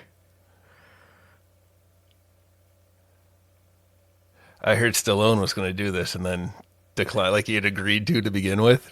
And then he's like, no, I'm too good for that. He's not too good for this. He was making fucking Oscar at this time. Stop or My Mom Will Shoot was about to go into production. He's not better than that. What are you talking about? Those are classics. No, you don't really like those, do you? No, I don't. I never know with you sometimes. Wait, which one was it? Don't throw Mama from the train? Yeah. Was that that was Danny DeVito, right? Billy Crystal, Danny DeVito, Oh, I and thought the Sylvester mom Mc- from Goonies. Yep. Well, not the mom of the Goonies, the mom of the bad people from the Goonies, Oh, I hate that movie. who was in Deadly Blessing, a thing that came up recently on the Scare Value Awards because somebody died from Deadly Blessing and it was in memoriam. And I just thought about that. She has the best death. She has the basketball to the head death. I've never seen the movie, so I don't know. What do you mean a basketball through the head? Christy Swanson has superpowers, throws a basketball at her head, and her head explodes into a giant meat fountain. Ooh. Yeah, it's pretty great. I don't remember it. Damn. No, you never said Deadly Blessing. Oh, yeah. Oh, sorry. No. Nope, it was Deadly Friend. Yeah, wait. Not Christy Swanson. It was Deadly Friend. Christy Swanson was in that, too? Yes. Okay. Deadly Friend. That's what I meant.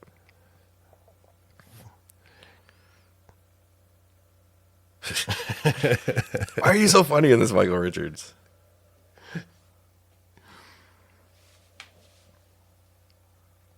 This really was every action movie. Yes. It always came down to the guy. Except the original. First Blood. First Blood, nobody either remembers right or they just kind of fuse them all together. First Blood builds up to this big climax, this big shootout with the town, and then it never happens because he gives his final speech to his commanding officer about his struggles since coming back from the war, and it gives you like the most beautiful 5-minute saddest ending of just how we've let these soldiers down. It's like a much quieter, unexpectedly brilliant thing. It's one of Stallone's best moments. I have never seen any Rambo movie. Oh, I've seen all of them, I think. The first one is truly great, but it's not what you expect. I mean, it has fun stuff with him surviving and stuff. Right. But he's much more not a superhero yet. And then again, the ending is the opposite of what you think it's building to. It's weird. I don't know why that one never landed for me when every other... Was there another... It wasn't Arnold. Was it him and Arnold? But Arnold didn't have another franchise other than Terminator, right? Commando. Yeah, and I didn't watch Commando's very Rambo. Yeah. I guess I didn't watch either one of them. But somehow I was more an Arnold guy than a Sylvester Stallone guy. Except for... Well, I like Rocky better than anything, but those Terminator movies blow Rambo's out of the water. Yeah. Wait. Shoot. I lost it. Good job, Pete. No, they're just blowing things up. I'm sorry. What's the 80s? It's Weird Al pretending to be Stallone, and it's great. This is the best part of it.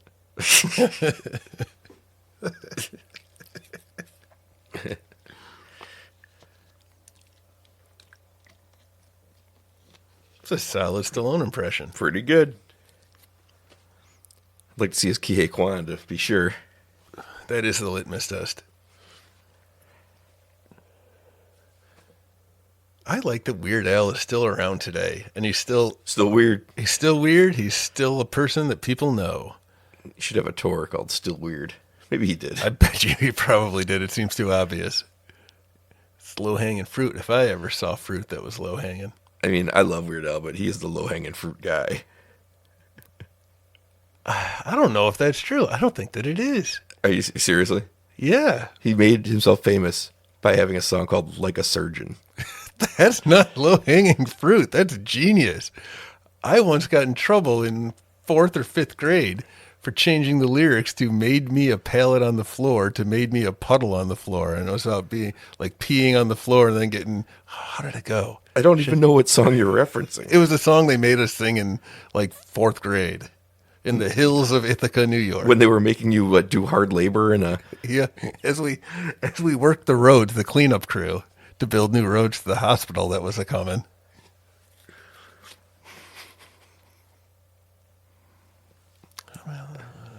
He's saved, and he's going to save the telethon.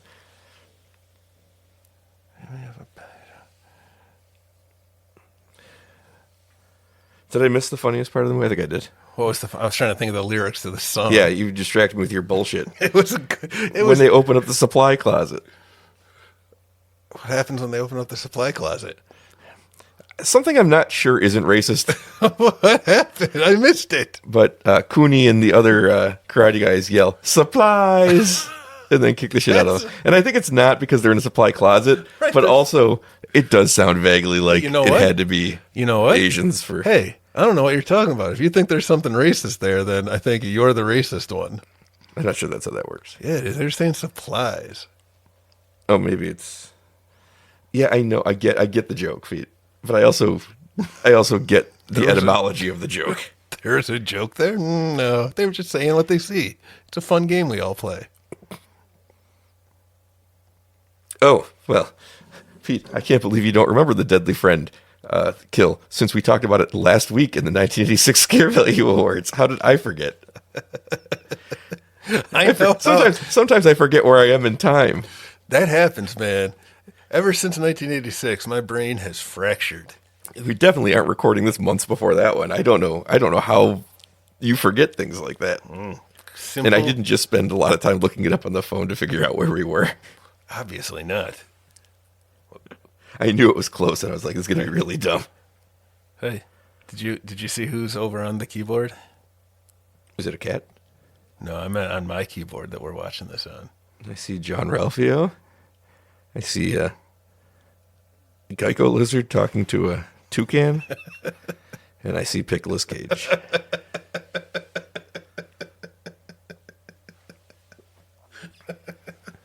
He's a pickle. I understood. I wish your sense of humor was as refined as the people in UHF. I would kill to be as funny as these guys. These guys are funny. Like, I know this wasn't an initial hit critically, but I don't know, it's funny as shit. It is. What are people talking about? I saw the Siskel and Ebert review of it last night, just out of curiosity. It was on YouTube. And they asked, how many jokes do you think they try in this movie? 200 they came up with. Said, how many laughs do you have? They both said 0 times. They laughed. They didn't laugh at supplies. They didn't laugh at the mustache joke. Hey, did Bryan of the Killer Pinata ever come out yet? I don't think so. I want that movie to come out. Yes, that has a good mustache joke too. That's what I was going for. I like a good mustache joke.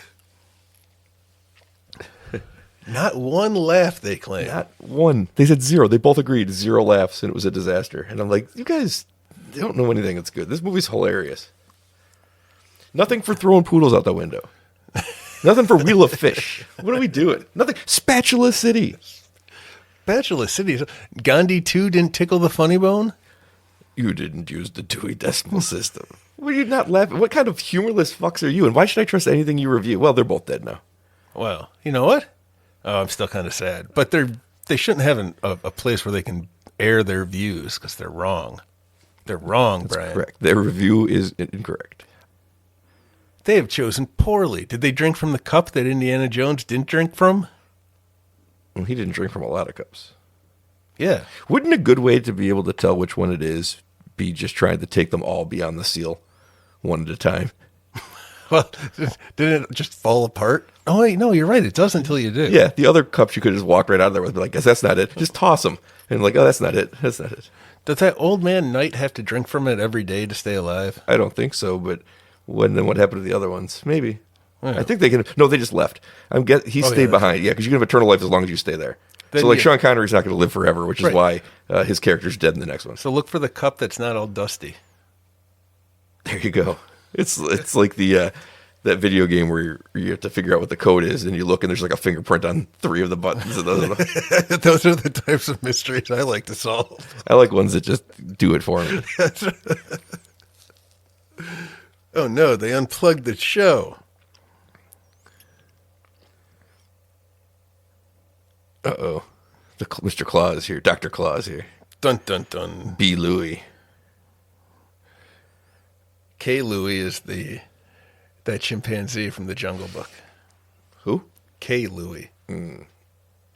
He wants to be like you. That's the one. Did you ever watch the live one with Bill I did. Murray? How was it? It's not terrible. Okay. I didn't hate it as much as I expected to. I remember putting it on, but not watching all of it. I don't know why it worked, but I'm not even sure it did. I think Jon Favreau directed it too.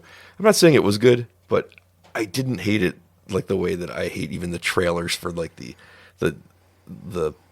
what was the one with Will Smith and Aladdin.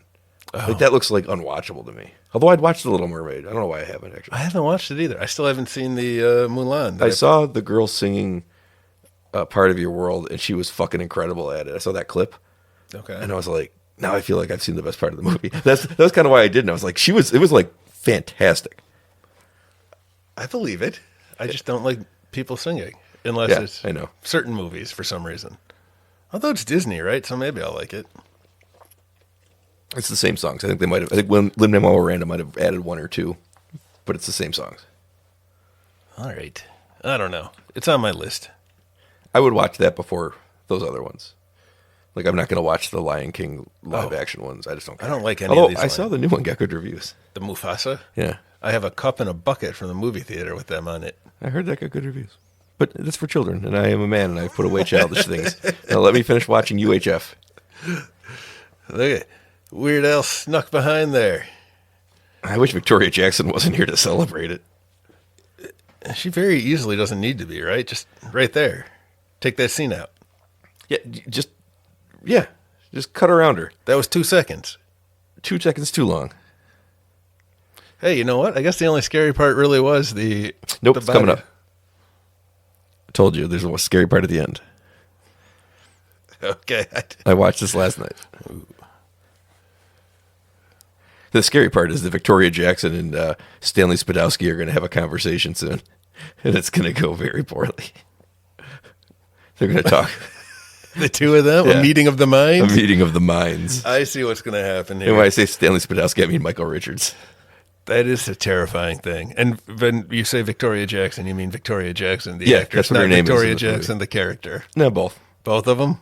She was that way this whole time. Why was she always ragging on George? You know, it's a TV station, for Christ's sake. What does she do? I remember Ken used to get so angry at Curb Your Enthusiasm for Cheryl Hines. Oh, yeah. He's like, why are you telling him what to do? It's his money. It's true. He got really angry. And as we learned in real life, she can't tell her rich husband what to do, anything. I don't know anything. Oh, she's married to RFK Jr. Oh, Yes. That's unfortunate. Yes. He had to put out apologies because when she sent out Christmas invitations one year, she demanded everybody be vaccinated, and he doesn't believe in vaccinations. But she supports this shit, so fuck her. Wow. Here comes the scary part coming up. But yeah, so fuck her. That She is can't. I wish she'd handled him like she handled Larry in the TV show. That would have been better. I'm excited for RFK Jr. to make our health choices for us. It's probably going to go great. As I get older, it's probably a better thing, in fact. Something that would not have mattered to me literally once in 45 years probably will matter in the next 4 years. Can't wait. I look forward to these fun times. Here it comes. I like chaos. Not that kind of chaos. That's awesome. Booga booga. Yep, that's Pee-wee type stuff. Yeah. Pee-wee's Big Top Adventure.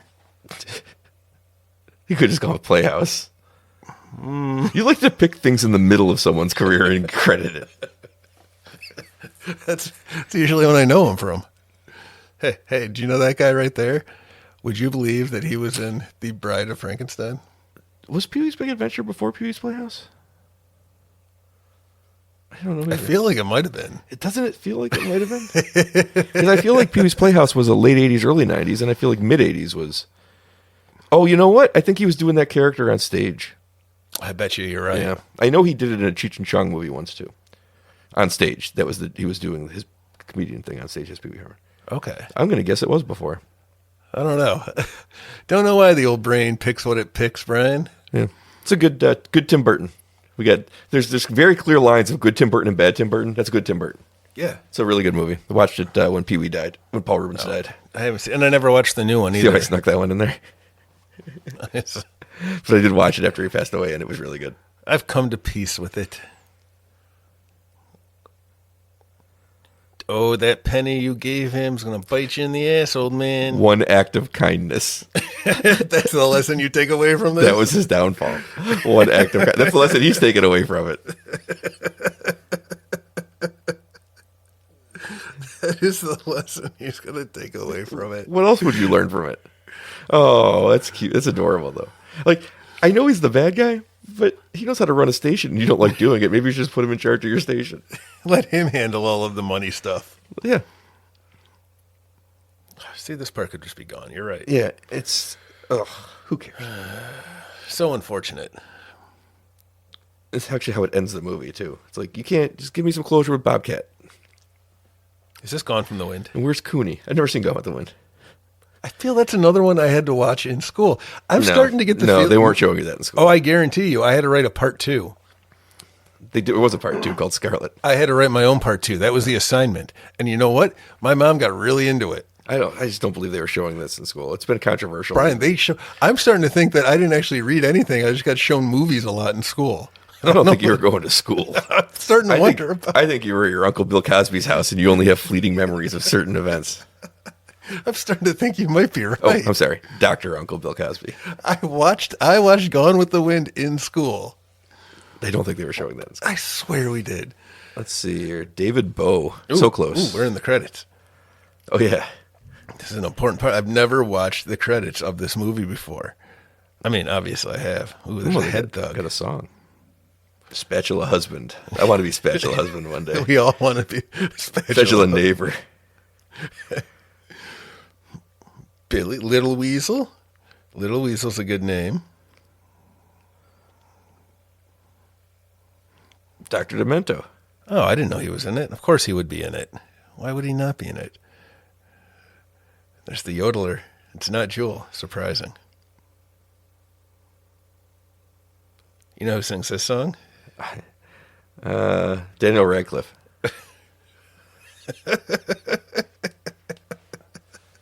I had this soundtrack. I did too. And I had whatever the album was before this movie. I don't think it was his first one, but the second album. No, there was more than 2 albums before this. Beat It was 82, so you're talking about 7 years before this. Oh, He must have okay. had 5, 6 albums before it. Well, Beat It didn't come out in 82, did it? Eat It probably came out in 80. Well, I think the first one was, his first one was Another One Rides the Bus. Yeah. So that would And then have been Rocky before this. Road. Yeah, that's before those were like the first 2 albums. There's a Best Boy. There you go. Steven Reinhardt. Good work, Stephen Reinhardt. Best Boy grip, not quite Jason Fife. You can try, but you're not there. A Dolly grip? Someone's grabbing Dolly Parton? I'd sign up for that even at her age now. I thought it was Dolly the sheep. Dolly the sheep was the clone? Ooh. Who's dead now? There's a swing gang. I always like it when it's a fun set when there's a swing gang.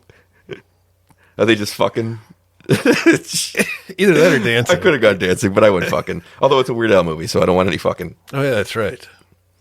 It's a dancing. Like it's 1999 all over again.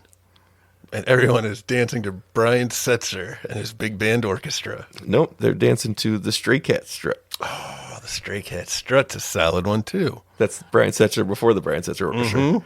I remember, and he had one more before that. It was this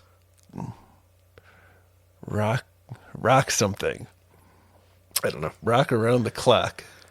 Oh yeah, I know what you're talking about. But I Yeah. don't know the song. Yeah. No, yeah, that's the one, though.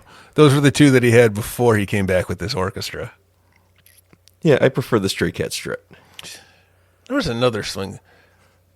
Was it the Cherry Poppin' Daddies? Yeah, those are later though. Zoot Suit Riot. Yeah.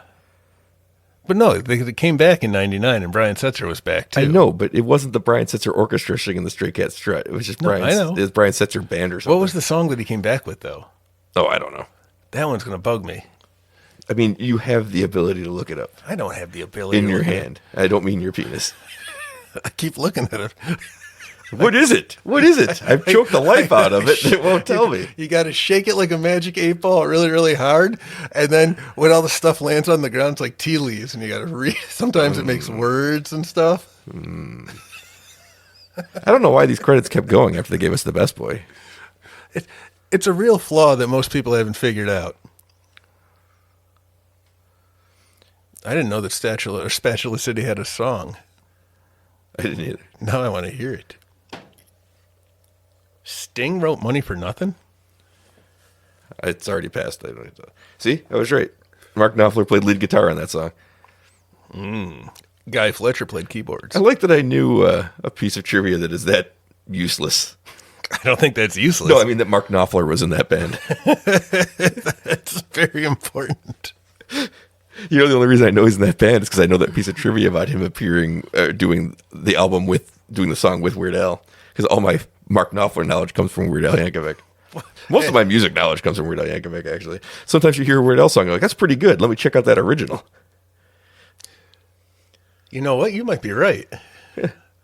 It's the only reason I know who Michael Jackson is. I mean, it's not the only reason I ended up knowing who Michael Jackson was, but it's the only reason I knew at the time. You got an uncle in the supply closet situation too? Why did Buddy Epson get a thank you? Who is Buddy Epson? Oh, you know what? Those are all 3 of those people were in the clip. Oh. For Buddy Epson's Jed Clampett. Oh, okay. But I saw Max Baer Jr. was Jethro, so it must just been crediting them for the clip. That would make a lot I don't of think you sense. have to do that. Weird Al's such a nice guy. You should call him Nice Al. But weird gives him the hint of like the. This film is dedicated to the memory of Oh. Trinidad Silva. We don't need no stinking badgers. That was funny. Teaching poodles how to fly. Sticking turtles to the ceiling. Orion Pictures, which I think is back. Back in action? Like Back the in Looney black. Tunes? Back in black? Like James Oh, Bond? that scared me. Back in Lion? I've seen those lions before in Las Vegas. You seen any tigers? No. That's usually what you see is tigers. No. Siegfried and the half of a Roy tiger didn't eat. Yeah, those. Could be the other way I think he had already eaten them. I went to see that show once. Nothing happens and it's boring.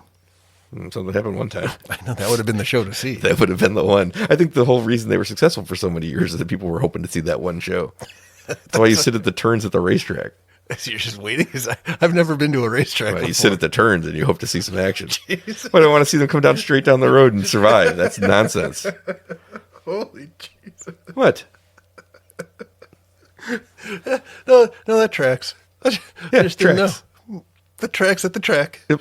So that was our 2-year anniversary. We watched UHF. I don't think we offered anything of substance in this episode.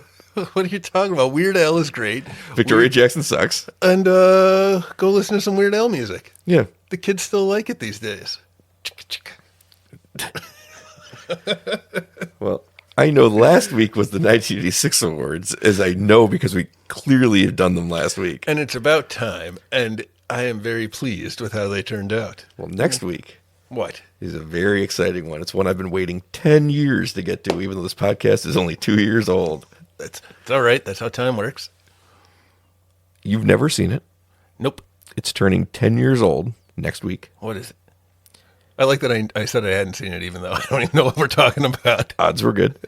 Next week, we are going to, for the 10-year anniversary, we're going to watch and discuss. We're not going to watch along. We're going to watch it without you during the week and then discuss it next week. The 10-year anniversary of my favorite movie of the decade, It Follows. I've never. Yeah, seen that was part of that was part of the long buildup that you looked at me for wasting your time with, and you just missed the entire point of it. It Follows. It Follows, one of my favorite movies of all time.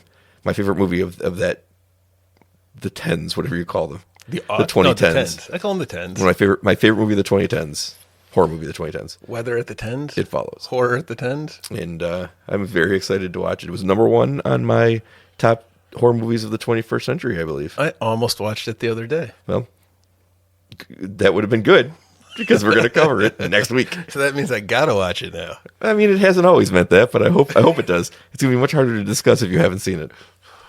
Challenge accepted. Yeah, so I'm looking forward to that a lot, actually. Because All right. I love that movie, and I like the fact that you're going to come to it with fresh eyes. And it's got the girl from Longlegs. Micah Monroe doing an Emo Phillips impression. Emo Phillips impression. Hers is killer, too. You're not going to believe it. You didn't think she had that range when you saw Longlegs? Wait till you see her Emo Phillips. It's gonna be a good. That's part 2. It Follows. They Follow is coming. Is it really? She's coming back. The director's coming back, and they're making a They Follow. All right. Well, And- I'm very excited to watch this movie then. And I'm sure it might even come out this year at some point, but it's not. That hasn't been announced yet. It would make sense for the 10 years, but next week's the 10-year anniversary, so that's why it's scheduled for then. I'm Okay. very excited because it's we don't always cover good movies like UHF and It Follows, and it's nice to have two of them back to back. Yeah, it does feel good. Makes us feel legitimate, like a sometimes real you- horror place. Sometimes one of us does Godzilla 1998, and the other one does I part tried. of Godzilla 1998. I tried, man. I really tried. I mean, I got it. I didn't need to see the whole thing to understand what I was watching. Yeah, well, this was a fun time. I really enjoyed watching UHF. I really did too. It's There's such no a good downpour in movie. the movie except when Victoria Jackson's on screen. It is amazing how the movie grinds to a halt with her showing up. All of this negativity appears and makes me sad. If you cut her character scenes out of this movie, you have a tight, 80-minute masterpiece. And I do like my movies being 80 minutes. I wish this movie was dedicated to Victoria Jackson instead of Trinidad Silva. Oh, that's true. I'm not even joking. I feel really bad. He was awesome. I don't give a shit. Wait, is the Victoria Jackson fan base going to come for me if I tell you that I hate her? They might. Man, they're a rabid bunch. Well, Just like that Cujo. I mean, not to spoil this, but we are recording this one day after their favorite holiday. We're recording this on January 7th. So I get it. Yes. I had to tell the day. That's how long in advance. That's why I didn't know it was fucking the day after the 1986 awards, because we are weeks away from recording the 1986 awards. Yeah, there's nothing coming out next week. Because that's the way I roll. What's that? What's coming out next week? In the theaters? No. Wait. No, I got lost in time. That's why it's so hard to do this. Next week is It Follows. No, that's not next week. The next thing we're recording is the Foreign Correspondence Awards. Wait, the next thing that's coming out. But that's already been done. Yes, it's a real mindfuck. We haven't done it yet. Okay. Yeah, that's the thing. I'm trying to remember when the 1986 awards are, and I haven't even done the third award show that we're doing. I'm going to go have a lie down now. All right. That hurt my brain. Well, let's see. It Follows next week. 86 awards last week. Foreign Deadly Friend. Correspondence a while ago. Foreign Correspondence Awards. If we get it recorded. Coming up a month and a half ago. And I hope you enjoyed those 100th anniversary episode, 100 episode, episode 100, episode 101, episode 100 part 2, and episode 100 part 3 bonus episode that we recorded 3 weeks ago. Revenge of the Clips. So we recorded those in December. So enjoy this mess of a podcast that has become. I don't even know what to say. Go watch the Weird Al Yankovic story, because it's great. Look for my line of Hawaiian shirts. The Weird Elf. Who was my third guy? The Weird Elf Horace line. Weird Al, Elf, and Horace. Weird Elf Horace. Hawaiian Weird Elf shirts. Horace. Coming soon. All right. We'll see you next week for It Follows. Maybe. No, I'm sure that's right. It's just in March 12th. We really this got away from us. It didn't get away from us in the way that the Ferris Bueller Watchalong did, but it got away from us after the movie. Like, we stayed on topic during the UHF as long as the topic was nonsense. And now trying to figure out how time worked was a disaster. Especially, it hurts when you spend most of your last year in a different decade. It explains why we spent most of the last year in that decade. Yeah, it's also why we did those 1986 awards last week. They needed to be done because we saw those movies this year. Congratulations to, I don't know, let's say Aliens. Sounds good to me. Seems like it's got to win something. All right, see you next week.